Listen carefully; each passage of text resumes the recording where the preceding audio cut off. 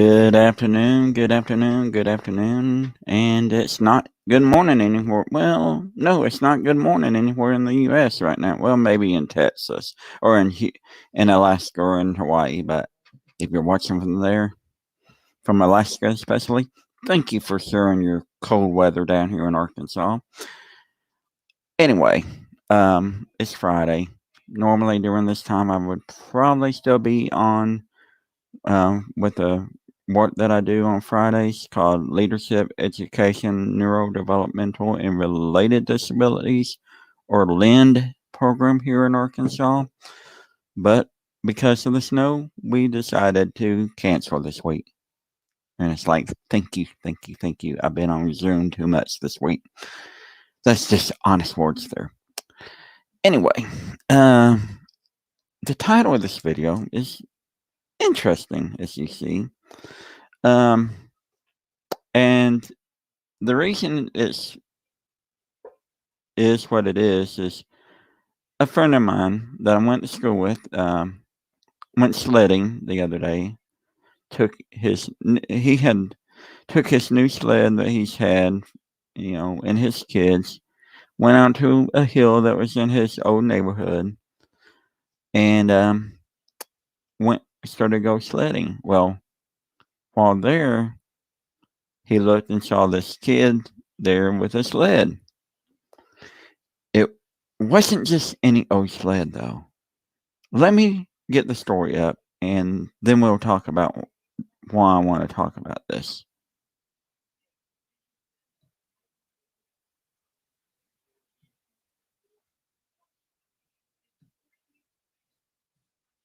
Give me 1 second.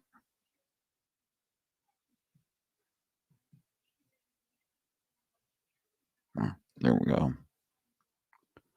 All right, let me pull up the story, and hopefully you'll see the audio or hear the audio. Hold on. There's the button to share audio. All right.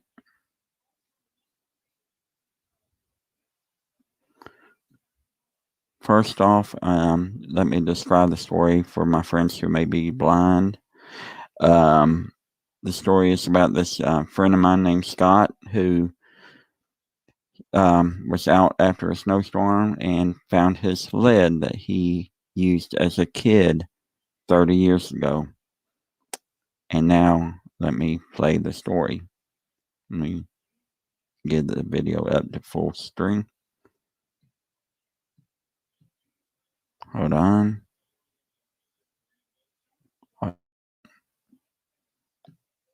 And play it. The winter weather has brought something back to the surface. It's a story you just have to see to believe. And Hunter Hoagland has it. Buried underneath snow and time. Going on 40 years now. Ready? 2021 is like a flashback to 1980. Well, I mean, I've probably been sledding here since I was about 8 or 10 years old. Scott Gann knows a thing or two about sledding down this hill off Locust in North Little Rock. The more weight on it, the better it is. So when the snowstorm hit, he knew exactly where to ride. I mean, it's a perfect hill. Obviously, you can tell by in the background all the kids that are sledding and all the adults too. Same hill, but different from his sled, which was stolen when he was a kid back in the 80s. Honestly, I think my dad was more heartbroken than we were because it was a form of entertainment for us kids. But miracles do happen on Locust Street when Gann looked over while sledding and saw something that caught his eye. It really was one of them like jaw dropping. I mean, I think I said, wow. I mean, that was the actual words out of my mouth was wow. That was my sled as a kid. Was it really though? No, it couldn't be. What are the chances? It's got my name, my address from when we were like, 8 or 10 years old. And I was just flabbergasted. His childhood sled, now right before his eyes. The new owners, a little boy, also on Locust. They had bought the sled like 20 years ago at a garage sale. Probably paid a couple bucks for it, So it was just an innocent purchase for them. A historic winter storm changing the end to a story that started 4 decades ago. That's the beauty of it. It wasn't that far away, so it stayed where it needed to stay till today.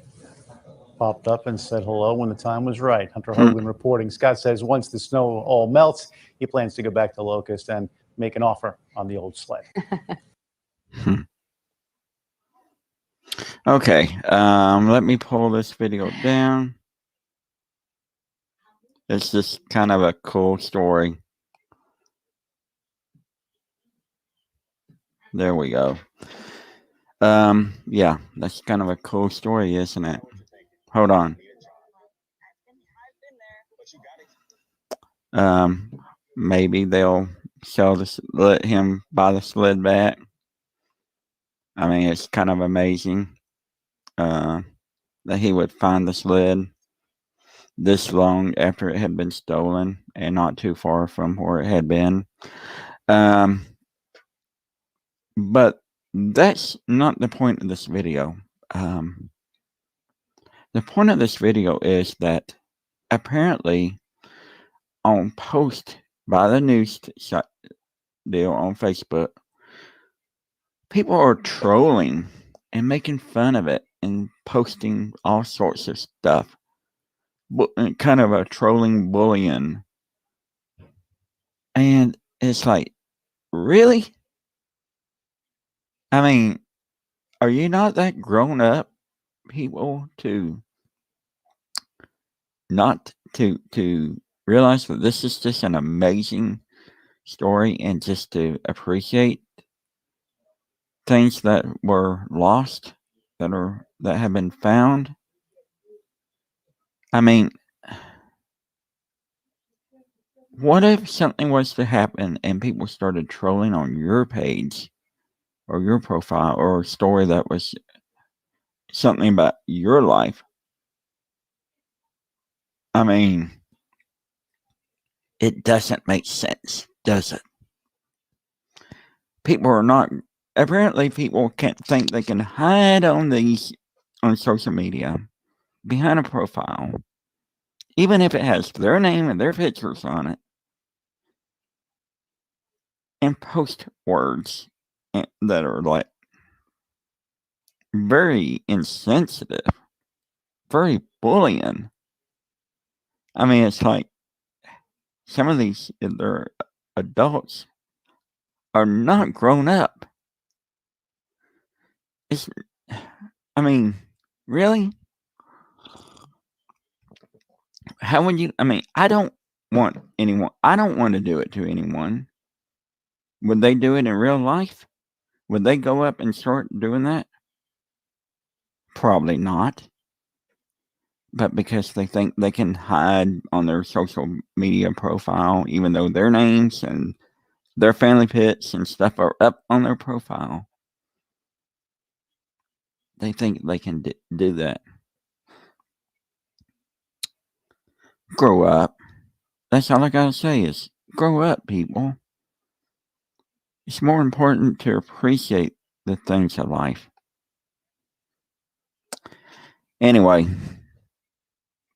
I know this was a little bit longer than I normally do, but I thought I'd do a little coffee chat to talk about it. Y'all have a great day. Take care, and see you later.